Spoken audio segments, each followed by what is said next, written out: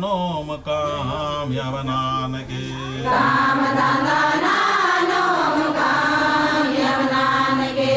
जय करम बाबा जय करम बाबा। पूरा लोटा के पानी डालबा है ना। जय करम बाबा जय करम बाबा। जय करम बाबा जय करम बाबा। जय करम बाबा जय करम बाबा। जय करम बाबा जय करम बाबा।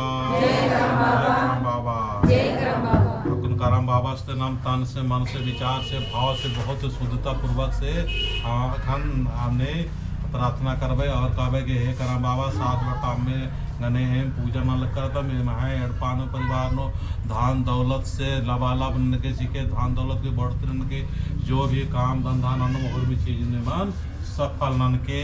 जय करम बाबा जय करम बाबा। हे करम बाबा